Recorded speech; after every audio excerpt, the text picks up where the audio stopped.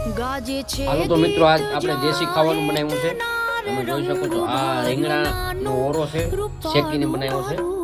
અને આ રોટલો આપણે કહેવાનો છે, કમેન્ટ કરીને બતાવો, તમને નજીકથી પણ બતાવું. કમેન્ટ કરીને બતાવજો કહેવાનો રોટલો છે. ને પાપડની તો તમને ખબર જ છે કે આ હળદના છે. પછી આ આપણે છે અંગુર રબડી,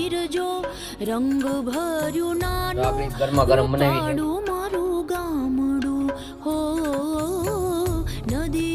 કાજુ બદામ વાળી છે, તમે જોવો તો ખરી. રંગ ભર્યું નાનું રૂપાણું મારું ગામડું. તો હવે આપણે ખાઈ ને ઘડીક વિડીયા જોઈએ. ત્યારથી તમે બીજા વિડીયા જોજો આપણા, અને ફોલો કરી લેજો, થોડોક શેર કરજો મિત્રો. તો જય માતાજી, જય પૂરા પૂરા બાપા.